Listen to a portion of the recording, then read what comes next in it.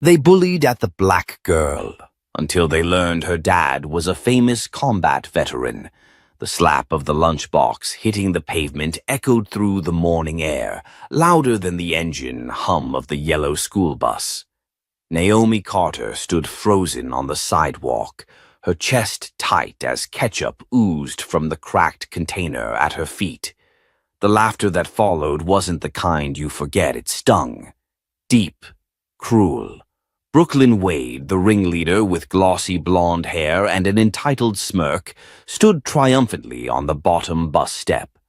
"Told you, charity case, that seat isn't for people like you." Naomi blinked fast, willing the tears not to come. She didn't flinch. She wouldn't. Not today. A few kids gasped, most just watched. One boy even pulled out his phone, filming her standing there, fists clenched, food splattered on her shoes.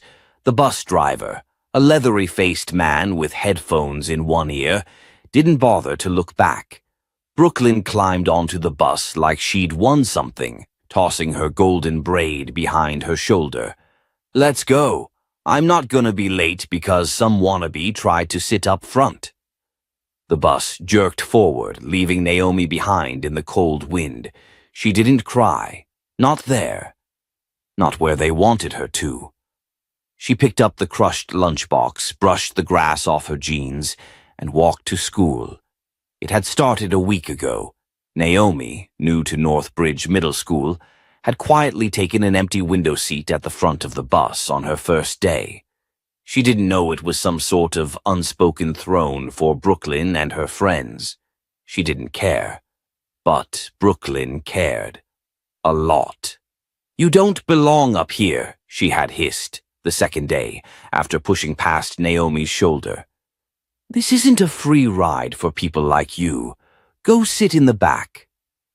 Naomi had looked her dead in the eye and said, "I have a bus pass just like everyone else." That was enough to make her a target. The whispers started in the hallways. "She's on welfare. Her dad's locked up. Her mom works nights at a gas station." Kids repeated it like it was fact, as if Naomi's silence confirmed everything. The truth was, Naomi didn't talk about her family, because she was told not to. At home, her mom, Vanessa, would always say the same thing. "We don't need to prove anything to anyone. Let them talk." But this felt different. She walked into homeroom and sat down at the far corner, ignoring the stares. Lucas Myers, the only kid who ever smiled at her, passed her a folded napkin. "You okay?" he whispered. Naomi gave him a tight nod. "I saw what they did. I told Mr. Everett." Naomi looked up sharply. "You told a teacher?" "Yeah. I mean, he saw some of it, I think." Her voice dropped. "They won't do anything." Lucas didn't respond. He just looked down, ashamed. He was right not to argue. Naomi had learned quickly that this school had its own rules, its own food chain. Brooklyn Wade's mom sat on the school board. Her father was a local congressman. She wasn't just a bully, she was legacy, protected, untouchable. That afternoon, Naomi found her locker spray-painted. "Know your place." She stood staring at it as the bell rang. The janitor passed by, sighed, and said nothing. No one did. At dinner, Vanessa made spaghetti and tried to act like everything was normal. Naomi stared at her plate. "Did something happen at school?" her mother finally asked. "No," Naomi lied. "Same as always." Vanessa leaned forward. "Naomi." "I said it's fine." A pause. "You know," Vanessa said carefully, "you don't have to keep pretending you're okay just to protect us." Naomi's fork froze midair. "Protect you? You and Dad are the ones hiding." Vanessa stiffened. "That's not fair. You said we shouldn't tell anyone about Dad, that it's safer, but now I'm the one getting hurt." Silence stretched across the table.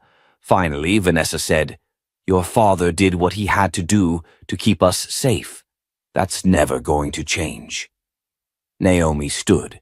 Well, maybe it's time someone finally told the truth. That night, she pulled open the bottom drawer in the hallway where her father used to keep things. Vanessa never let her dig through it, but she did.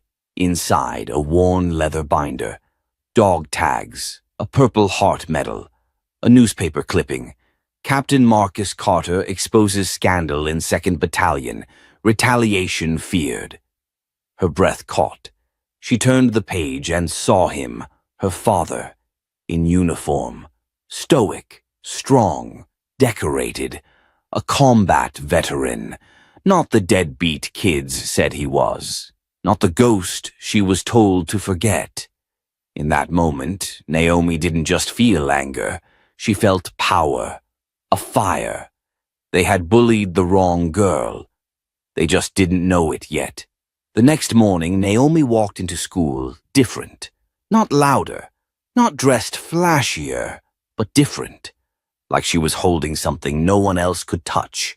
She wore her hoodie zipped up, her backpack slung across one shoulder, and a quiet fire simmering behind her eyes. Brooklyn noticed it first. "She's smiling," she whispered to her friend Taylor as they passed Naomi by the lockers. "Like she knows something." Taylor snorted. Maybe she finally snapped. Naomi heard it, didn't flinch. She just opened her locker, now clean, paint scrubbed away, but the message still burned in memory. Know your place. Oh, she did now, and it wasn't where they thought. During second period, the teacher passed out group assignments. Naomi got paired with Brooklyn, Taylor, and Josh Wallace. The worst trio possible. Brooklyn groaned aloud. "Seriously?" Mrs. Lane smiled tightly. "Yes, seriously. Diversity is good for collaboration." Brooklyn rolled her eyes. "Right, as if she's gonna bring anything useful." Naomi sat down at the table and stared directly at her. "I will." Josh laughed under his breath. "This is gonna be fun." The assignment was to create a video presentation about unsung American heroes. Brooklyn pushed the packet toward Naomi. "You can do the boring part, research or whatever. I'll do the speaking. People actually listen to me." Naomi tilted her head. "You don't even know who we're doing it on." "Yes, I do. My great-uncle was a state senator. That counts." Naomi's voice was quiet, firm. "I have a better idea." Brooklyn smirked. "Of course you do." Naomi looked her dead in the eye. Captain Marcus Carter, U.S. Army, Silver Star, 2-time bronze recipient, served 4 tours overseas, exposed corruption in his own unit at personal risk, saved 3 civilians under fire. Brooklyn blinked. Naomi pulled out a small laminated photo from her backpack and placed it on the table. It was of a young black soldier, standing tall, uniform pressed, eyes steady. "My father." Taylor's mouth parted. Josh leaned in. "Wait, that's your dad?"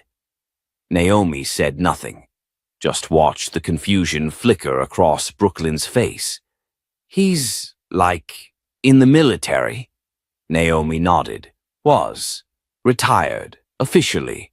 Still serves in ways you'll never understand." Brooklyn scoffed. "Whatever. Sounds made up." Naomi pulled her phone out, tapped a link, and turned it to them. A video started to play. News footage. "Captain Carter testifies before Congress." Naomi's last name was visible on the lower third banner. "Carter family faces retaliation."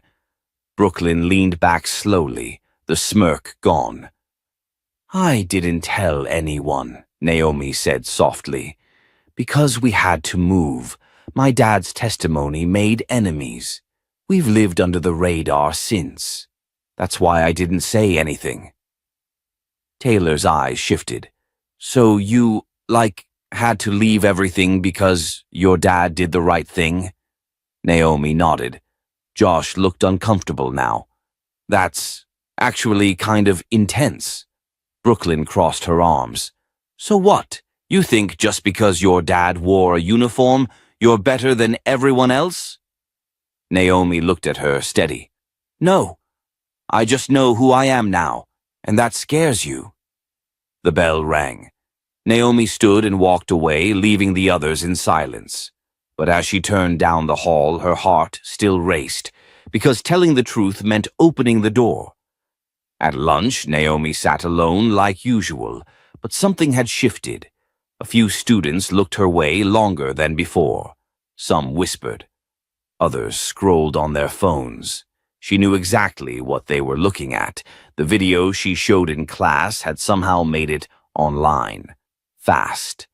Her mom texted her during 6th period. We need to talk. Come straight home. Naomi walked into the apartment that afternoon and found her dad sitting in the living room. Hi, she said quietly. He stood up slowly, the stiffness in his joints showing. Combat had left marks. You told them, he said, not angry. Just knowing. I had to, she said. They were never going to stop. And I'm not ashamed of who you are. Marcus Carter nodded once, then walked over and held her shoulders.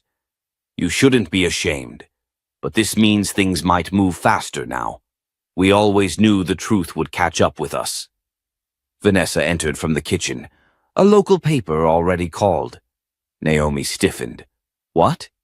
They saw the video. Someone shared it with a reporter. They want to run a story. It could expose where we live. Her father sighed. It's starting again. Naomi shook her head. No, it's ending. We've hidden long enough. Vanessa looked from her husband to her daughter. And what if they come after us again? Naomi stared at them both. Then I'll be ready this time. That night she didn't sleep. She sat at her desk, typing. The group project had changed. She wasn't going to just present facts. She was going to tell the story that no one had the courage to tell before.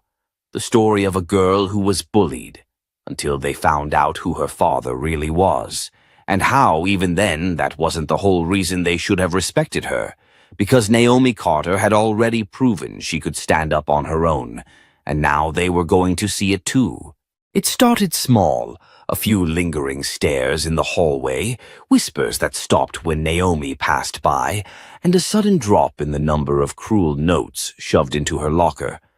But silence wasn't the same as respect. At lunch, instead of jeers, Naomi found herself alone, not because she was being excluded this time, but because no one knew how to look her in the eye anymore. Her truth had become too real, too uncomfortable. Brooklyn avoided her entirely. Taylor half smiled once, then quickly looked away. Josh had started watching her with something like guilt. But Naomi didn't want pity. She wanted clarity. And clarity came on a Thursday morning when Principal Hargrove's voice echoed through the school intercom. Naomi Carter, please report to the main office. Students turned their heads as she stood and walked toward the door. A few looked curious, others looked nervous. Naomi walked with purpose, her hoodie unzipped for the first time, revealing a plain black t-shirt and the military dog tag she hadn't worn in public for months. The secretary smiled politely but didn't make eye contact as she gestured toward the principal's office. Naomi stepped inside. Principal Hargrove, a graying man with sharp features and a reputation for being fair but firm, sat behind his desk. Across from him was a woman in a crisp navy suit, mid-40s, short hair, no-nonsense expression. Government. Naomi froze. Miss Carter, Hargrove said, please have a seat. The woman extended her hand. Agent Denise Langley, Department of Veterans Affairs. Your father's name came up this morning. I believe you know why. Naomi nodded cautiously. The video, Langley nodded. Yes, it sparked renewed attention on a case we thought was buried. People are asking questions again about the retaliation, the threats, the cover-up. Principal Hargrove cleared his throat. Is your family safe, Naomi? I think so. For now, Langley leaned forward. I'm not here to scare you. Quite the opposite. I'm here because what you did, speaking out, it opened doors. It reminded people of the kind of man Marcus Carter is, and it reminded some others of the kind of men who try to silence him. Naomi said nothing. Her pulse was racing. We need your help, Langley continued. Your father has always refused to talk to the press since retiring, but with your story, we believe he might finally have leverage. The VA wants to reopen the investigation into the reprisals he faced, but we need his voice, and yours. Naomi blinked. Me? You lived through it. You saw what it did to your family. You've already become a symbol, whether you like it or not. Hargrove added quietly, and your classmates, some of them have been watching, learning. Naomi sat back in the chair. The room felt small. I just wanted to stop the bullying, she whispered. Langley nodded. And you did. But you did more than that. You exposed a truth people wanted buried. Naomi walked home that day in a daze, her mind heavy with everything Langley had said. She found her dad on the back porch, a worn paperback in his hands, eyes scanning the pages like always. Dad, she said softly. He looked up. They came, didn't they? She nodded. They want to reopen the case. Marcus exhaled slowly, his face unreadable. They'll want me to relive every detail, everything I fought to forget. They said you might finally have leverage. A silence settled between them, thick with memory. Then he said, You gave them that. By speaking out. You did what I couldn't. Naomi knelt in front of him. You protected us. You didn't fail. But I'm not a kid anymore. And if there's a way to make sure this never happens to another soldier or another daughter, Marcus touched her cheek gently. You're stronger than I ever was. Naomi smiled faintly. I had to be. That weekend, Naomi sat down to write her portion of the group presentation. She scrapped everything they'd done so far. She started fresh. Title, The Cost of Integrity, A Daughter's Perspective. She told the story of her father, not just as a soldier, but as a man who stood alone when doing the right thing meant losing everything. She wrote about moving constantly, watching her mom sleep by the front door during the worst weeks, seeing fear behind her father's calm, and then, finally, watching them rebuild. Her words were raw, real. She didn't write it to impress anyone. She wrote it because she had to. The day they presented, the classroom was full. Word had spread. Teachers from other classes showed up. Even Mrs. Lane looked nervous as she dimmed the lights. Brooklyn fumbled her intro awkwardly, clearly unprepared to follow Naomi's script. But when Naomi stood up and walked to the projector, something shifted. She stood tall, voice steady, eyes locked on the crowd. My name is Naomi Carter. Today I'm going to tell you a story about what it means to live in the shadow of courage. And for the next 10 minutes, no one made a sound, not even Brooklyn. After the bell rang, the students lingered. Some clapped softly. A few came up to shake her hand, and one, Josh, simply said, I'm sorry. Naomi didn't reply. She didn't need to, because for the first time since she stepped into this school, she wasn't invisible. She was undeniable. The buzz began before Naomi even stepped into school Monday morning. Over the weekend, her presentation had gone viral. Someone had filmed it on their phone, uploaded it with the title, Daughter of Decorated Vet Speaks Truth to Bullying, and the video had exploded across social media. The views were climbing fast. Teachers were sharing it. Military forums had picked it up, and so had the local news. When Naomi arrived at Jefferson High, everything felt different. The usual whispers were there, but they'd changed. She's the one from the video. I didn't know her dad was that Marcus Carter. She's the reason the VA's reopening that case. Students didn't look through her anymore. They looked at her, not with malice, but with curiosity, some with respect, a few with guilt. Brooklyn didn't speak to her at all. In second period, Mrs. Lane pulled her aside before class. "Naomi, I just wanted to say that was one of the most honest, powerful things I've ever seen, and I'm sorry if I ever made you feel unheard." Naomi managed a tight smile. "Thanks, Mrs. Lane." But just as she thought the tides might be turning, an unexpected storm rolled in. That afternoon, Naomi was called to the counselor's office. Again, but this time it wasn't about her. It was about her father. Mr. Hawthorne, the school counselor, looked uncomfortable as he tapped his pen on the desk. "Naomi, I received a call this morning. Someone submitted an anonymous complaint questioning the credibility of your presentation." Naomi's shoulders stiffened. "Excuse me? They're claiming you fabricated parts of it, that your father was never targeted by military higher-ups, that this is just an emotional story with no verifiable facts." Her heart sank. "That's a lie." "I know, but the district is now being contacted by an organization that claims to represent military honor and integrity. They're asking for a review of what was presented." She felt like the floor dropped from under her. "They want to discredit him," she whispered. "I'm afraid so. And by extension, you." That night, Naomi sat at the kitchen table, the house dimly lit, her laptop open to a series of aggressive emails and comments. Most were supportive, but some were brutal. Lies, propaganda, exploitation.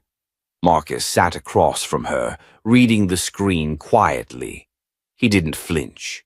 "They don't scare me," Naomi said. "They don't have to," he replied. "That's the thing about smear campaigns. They're meant to confuse everyone else." She looked up at him, suddenly angry. "So we just let them twist it?" Marcus leaned back, eyes focused. "No, we respond, but not with rage. With truth." The next morning, he accompanied Naomi to school. Word spread quickly. Marcus Carter, in person. Decorated veteran. Survivor of the Helmand ambush. The man in the grainy photo now stood in the school lobby. Principal Hargrove invited him into the main office, along with a few district representatives who had come for a surprise review of Naomi's claims. It was supposed to be intimidating. But Marcus sat calmly, military ID and paperwork in hand, voice steady as he laid down documents, awards, discharge notes, and one heavily redacted internal memo from the Pentagon. Naomi watched from the corner of the room as the officials flipped through the pages, the doubt slowly draining from their faces. One of them finally asked, "Why didn't you release this earlier?" Marcus answered plainly, "Because I didn't owe it to anyone, until now." He turned to Naomi. "But she deserves the truth. She earned it." Later that afternoon, back in the hallway, Brooklyn finally approached her. For the first time, she didn't look smug. She looked small. "I didn't mean for all this to happen," Brooklyn muttered. "I didn't know who your dad was." Naomi stared at her. "Why would that have changed anything?" Brooklyn blinked. I guess it wouldn't, but you bullied me when you thought I was nobody. And now that you think I'm somebody, you feel bad." Brooklyn's mouth opened, then closed again. Naomi shook her head. "You're not sorry. You're just scared people finally see you." She walked away, her spine straight, the whispers behind her a dull buzz. But when she turned the corner near her locker, she stopped short. There was a group of kids waiting.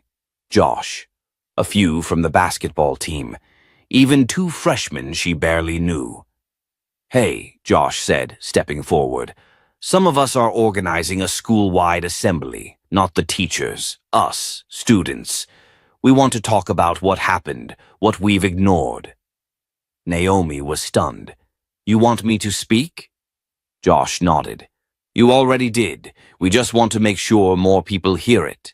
For the first time since the chaos began, Naomi felt a ripple of hope rise through her chest. Maybe this was how change started, not with yelling, but with listening. Then action. She gave a small nod. "Let's do it." Naomi stood behind the curtain, her palms slick with sweat, despite the cool auditorium air. The room beyond the velvet divider buzzed with a low hum of voices. Students, teachers, even a few parents had shown up. Josh and the student council had pulled off the impossible, organizing a school-wide assembly to talk about bullying and discrimination. But Naomi wasn't just here to listen. She was the first speaker. Backstage, Marcus adjusted the collar of her blouse, just like he used to do when she had piano recitals as a kid. "You nervous?" he asked. She gave a shaky smile. "Only slightly more than the time I gave a book report on To Kill a Mockingbird in front of 3 bored 7th graders. He chuckled, then grew serious. "You know, this isn't just about them hearing you. It's about you taking control of your story, not theirs." She nodded. Then Principal Hargrove stepped out, microphone in hand, and announced, "We're proud to open this student-led forum with a voice that has already moved so many, Naomi Carter." Applause echoed as she walked to center stage. The spotlight was blinding for a moment, but once her eyes adjusted, she could see the rows of faces, curious, cautious, open. She took a breath. "I used to think staying quiet was the safest way to survive school," she began. "I thought if I shrank myself small enough, maybe I'd be invisible. Maybe the names, the stares, the jokes would stop." A murmur rippled through the crowd. "But I was wrong." She told them about the lunchroom, about Brooklyn's snide comments, the classmates who looked away, the teachers who never noticed. She told them how exhausting it was to feel like you had to prove your worth just to be left alone. "But I'm not here just to talk about the hurt. I'm here because my father taught me what courage looks like. Not the kind you see in war movies. The kind that shows up when no one else does. The kind that stands tall, even when it's shaking inside." From the side of the stage, Marcus watched his daughter speak, her voice steady, her presence commanding. He saw in her the same fire he'd carried through tours overseas, except hers burned through shame and silence. When she finished, the room was quiet for a second too long. Then came the applause. Not polite claps, real ones, a standing ovation. Even Brooklyn, seated in the back row, stood with the others, though her arms were crossed tightly and her eyes never met Naomi's. But just when things seemed to reach a turning point, the twist hit. The next day, Naomi's locker was defaced. Black marker scrawled across the metal. "Liar." Underneath, in crude block letters, "Daddy's medal can't buy truth." The hallway froze. It wasn't just cruel, it was coordinated. Phones were out instantly. Some students gasped, others looked away again, caught in their cowardice. Naomi stared at it, jaw clenched, refusing to let them see her cry. Josh stormed down the hall. "This is insane. We're reporting this right now." She grabbed his arm. "No. Not yet."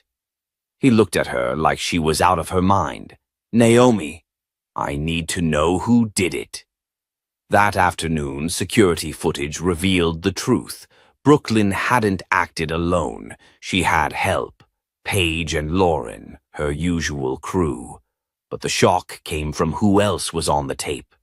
Mr. Whitaker, the assistant football coach. He wasn't caught writing on the locker, but he was seen handing the girls the master key to open it. A teacher had enabled them. Principal Hargrove stared at the footage, stunned. This can't be real." Marcus sat silently beside Naomi as they played it back. He wasn't surprised. "There's always one behind the curtain," he said coldly. Bullies don't organize themselves without a whisper in their ear. The school board was immediately involved. Mr. Whitaker was suspended pending investigation, and the three girls were removed from school for the week. But the damage had already been done. Naomi couldn't sleep that night. The words on her locker burned in her mind, louder than any cheer from the assembly. The next morning, she stood in front of her locker again. The janitors had scrubbed the marker off, but the outline still faintly showed under the glare of fluorescent lights. Instead of walking away, she took out a Sharpie from her backpack and wrote over it. Truth is louder. By lunch, a crowd had gathered. Students began writing their own messages on paper, taping them up around her locker. You're not alone. We see you. Truth matters. Brooklyn passed by, eyes flicking across the scene, but this time she didn't smirk. She looked like someone who had just realized the power she used to wield had been ripped away. That afternoon, Naomi found herself once again on the school's internal news broadcast. Only this time she was sitting across from the student anchors, being asked not to defend herself, but to speak about leadership, resilience, and what students could do better. When the segment aired, Marcus watched from the living room, arms folded, eyes wet. You said you were nervous, he murmured. Naomi smiled at the screen. Guess I lied. The story was no longer just about a bullied girl. It was about a school waking up. And that was only the beginning.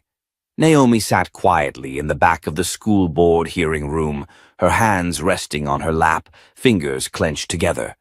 Her mother, Denise, sat beside her, gently squeezing her hand from time to time. Marcus stood at the back wall, arms crossed over his chest like a watchman, his expression carved from stone. They were here to witness the outcome of what had boiled beneath the surface for too long. The footage of Coach Whitaker had sent shockwaves through the school district. But what came next stunned everyone. An anonymous tip had been sent to the board. Emails, screenshots, even voice memos. They revealed that Coach Whitaker wasn't just enabling the bullying. He had been actively encouraging it. He had been heard saying things like, "That girl needs to be reminded of her place," and "No one likes a little hero's kid acting like she runs the place." When those words were played aloud in the hearing, Naomi felt a strange mix of disgust and vindication rise in her throat. The board members exchanged glances, their discomfort visible. Marcus leaned toward the superintendent and said, "This isn't just about a teacher who crossed the line. It's about a culture you allowed to grow." A long pause followed. Then Superintendent Moore cleared his throat. "Mr. Whitaker has been terminated, effective immediately, and a formal review of our staff training and code of conduct will begin this week." Naomi exhaled, but the satisfaction was short-lived. Brooklyn's mother stood up in the gallery. "So what? That's it? My daughter gets humiliated on the news, suspended, and now this girl is a hero." Marcus didn't flinch. "Your daughter humiliated herself. Actions have consequences." The room went quiet again. After the hearing, Naomi and her parents walked to the car. As they reached the lot, someone called out from behind. It was Brooklyn. But she wasn't alone. Paige and Lauren trailed awkwardly behind her, avoiding eye contact. Naomi turned slowly. Brooklyn looked different, not just in her face, but in how she carried herself, like the weight of everything had finally settled on her shoulders. "I owe you an apology," she said flatly. "Not just for what I did, for everything." Naomi raised a brow. "You mean for calling me names, mocking my dad, trashing my locker, and acting like I didn't exist unless it was to tear me down?" Brooklyn nodded. "Yeah, all of it." Paige added, "We weren't just being mean. We were following his lead. Whitaker made us feel like we were doing what was right." Naomi studied them. "It was never right. You just finally got caught." Brooklyn winced but nodded. I get that. I don't expect you to forgive me. I just needed to say it. Marcus walked forward then. He looked directly at Brooklyn and said, "Let me ask you something. If she wasn't my daughter, if she was just some quiet girl with no dad in the military, would you still be here apologizing?" Brooklyn hesitated. "Maybe not, but I hope I would have eventually." "Then start proving it," Marcus said, his voice firm. "Not to us, to yourself." Brooklyn looked at Naomi. "I'm joining the Diversity Council, voluntarily." Naomi blinked, surprised. "Seriously?" "Yeah, someone needs to help change things. And I figured maybe that someone should be someone who helped break it." It wasn't a full redemption, but it was a start. Later that evening, Naomi sat in her room, scrolling through messages from students she barely knew. "Thank you for standing up. I didn't know how to before. My little brother's in 8th grade, and he said you're his hero now. I never said anything, but I was bullied too. Seeing you fight back gave me hope." Tears welled in her eyes. Downstairs, Marcus sat at the kitchen table, flipping through a manila envelope. Inside were copies of his medals, a letter from the Pentagon, and a photo of his squad in Kandahar. On the back, written in fading ink, were the words, "We fight so they don't have to." He looked up as Naomi walked in. "You did good, baby girl," he said. "I'm not done yet," she replied. "I've been thinking. Maybe we should host a town forum, not just school staff and students, parents, community leaders, everyone." Marcus smiled. "You're talking about systemic change now. I'm tired of patches. I want something real." That weekend, Naomi stood in front of her computer, recording a video. "Hi, I'm Naomi Carter," she began. "You might have heard about what happened at my school. You might have even seen some of the news coverage. But what you probably haven't heard is what comes after, what change really looks like." She spoke for 5 minutes, clearly, emotionally, powerfully. By Monday, the video had over 30 raw views. The story was no longer just local. News outlets reached out. Advocacy groups offered support. A national education podcast featured her. And Brooklyn? She showed up to the Diversity Council's first meeting with a notebook full of ideas and quietly took a seat at the back. Not to lead, to learn. Something had shifted, not everything. Not yet. But enough to prove that when one girl stood up, a whole system had to pay attention. The wind tugged at Naomi's braids as she stepped onto the auditorium stage, gripping the sides of the podium a little too tightly. The gym was packed, not just with students, but with teachers, parents, community members, even local reporters perched in the back row. She'd never stood in front of this many people before. Not like this. Not to speak, but now all eyes were on her. "Thank you all for coming," she began, her voice wavering for only a second before it leveled out. "My name is Naomi Carter.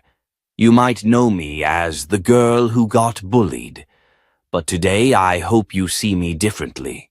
Murmurs swept across the gym. Naomi looked up and locked eyes with her father, seated proudly in the front row. His steady gaze grounded her.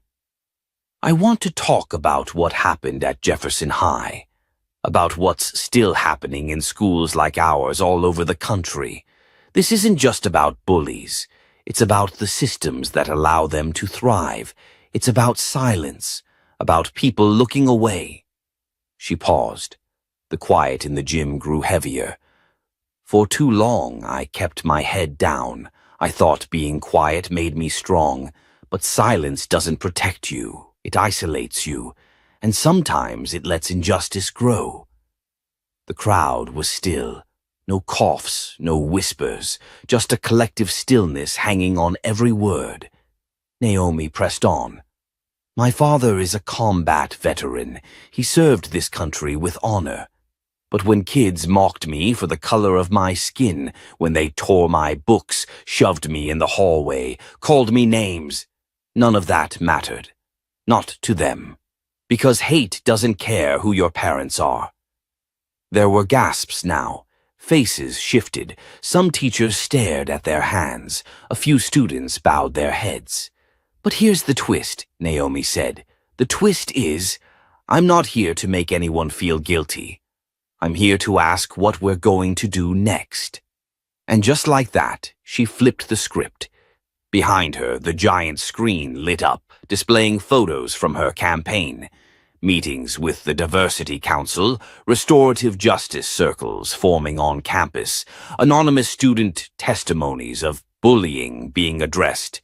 It was no longer just a story. It was a movement. Principal Hayes stood near the back, arms crossed, nodding slowly. Even he looked humbled. After the speech, as applause rose and swelled, Marcus stood up, clapping hard, his eyes wet. Naomi stepped down from the stage and made her way to him. They embraced briefly, tightly. No words needed. But the drama wasn't over.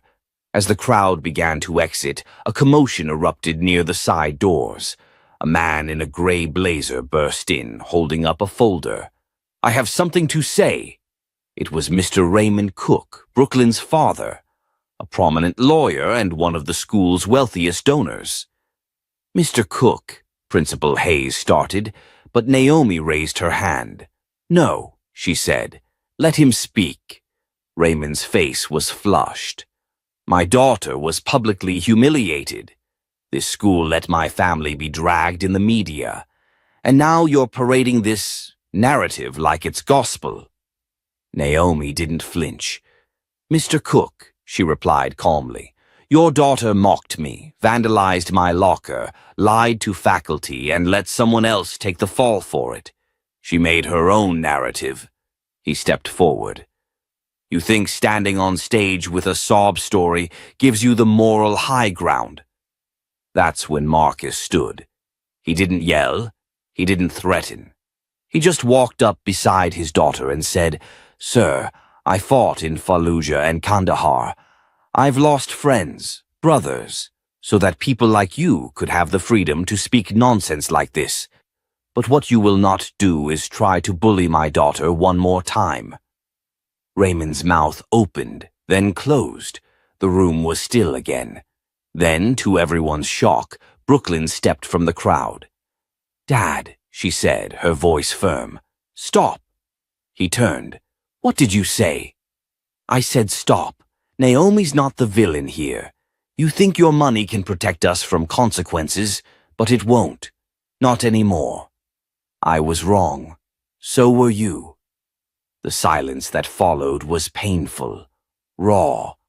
Raymond looked at her, stunned. "We'll talk about this at home." Brooklyn shook her head. "No, we'll talk about it right here." A slow ripple of applause began, from the students, then some of the parents. Naomi watched as Brooklyn turned back to her and nodded. After the crowd dispersed, Marcus and Naomi stood under the setting sun near the parking lot. "You handled yourself like a soldier up there," he said, pride glowing in his voice. "I'm not a soldier," she said, glancing at the horizon. "I'm something different." Marcus raised a brow. "I'm a builder. I don't want to fight forever. I want to build something better." He smiled. "Then you've already won more battles than most." That night, Naomi posted a clip from her speech online. It was shared over 50,000 times in a single day. People weren't just listening anymore. They were acting. The wind that rushed through the Jefferson High courtyard carried a different energy now, lighter, almost expectant. Naomi stood near the school's new mural, her fingers tracing the fresh paint. The design was bold, hands of all colors intertwined in a circle, with the words "Rise Together" across the top. It had been her idea. A senior project born out of chaos, now turned into something lasting. She exhaled slowly. So much had changed. The suspension hearings were held 2 days after her speech. Brooklyn had walked into the room with her head high, admitting to every detail. The mockery, the locker incident, the false accusations. Her honesty shocked everyone, even Principal Hayes. But it wasn't a tactic, it was real, and because of that, Naomi asked for leniency. She told the truth, Naomi had said. That matters. It has to matter. Instead of expulsion, Brooklyn was assigned community service, working alongside Naomi on the school's peer mentorship program.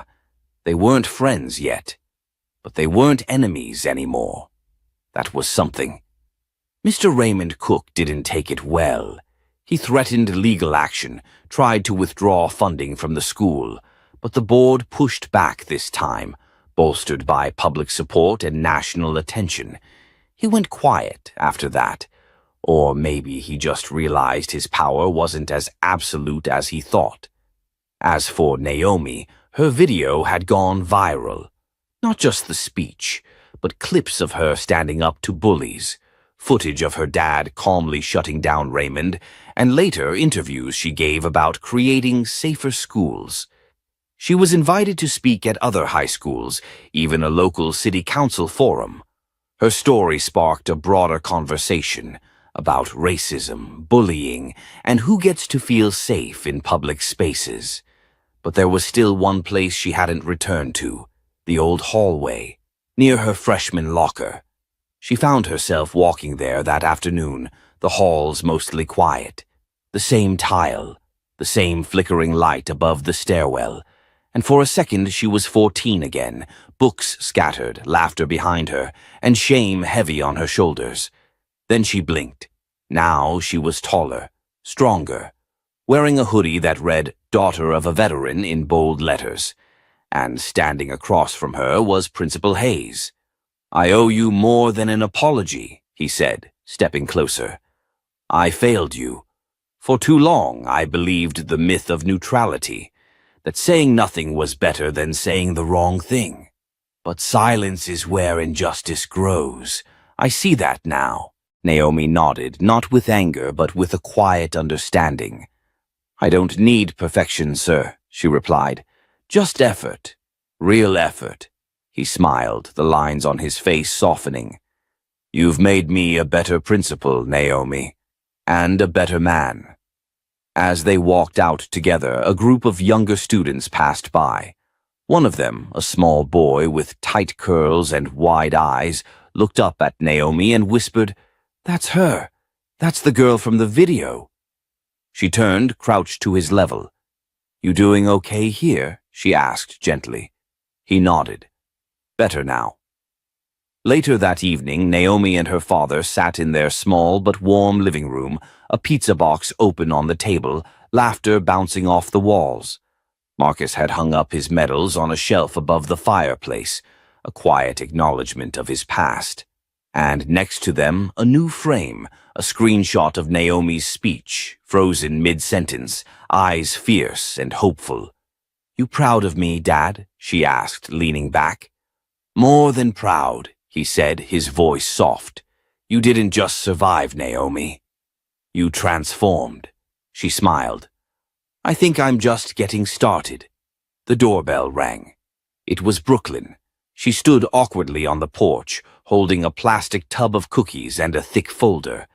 "I figured we could start planning the mentorship program, if you're still in."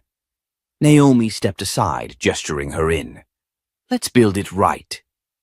As the night deepened, the girls talked ideas and laughed over the disaster of their first meeting. Forgiveness was a process, but it had begun. Outside, the Jefferson community was changing. Slowly, imperfectly, but undeniably. New policies were introduced at the school, guided by students. Diversity training became mandatory. A student-led equity council was formed. Naomi didn't lead everything. She didn't need to. She'd sparked the change, and that was enough. In her final school newsletter column before graduation, Naomi wrote, "Justice isn't about revenge. It's about rebuilding the world so others don't fall the way you did. If you have a voice, use it. If you see injustice, name it. And if you're scared, remember, courage doesn't come from feeling safe. It comes from doing what's right, even when you're afraid. She closed the tab, hit send, and leaned back in her chair. Across the room, her father raised a glass of lemonade. "To the builder," he said. "To the future," she replied. "If this story moved you, if you believe every child deserves to feel safe, seen, and valued, subscribe to our channel for more powerful, real-life inspired stories. Drop a comment, share your thoughts, and let's keep the conversation going. Because justice starts with being heard, and sometimes the quietest voice becomes the loudest change.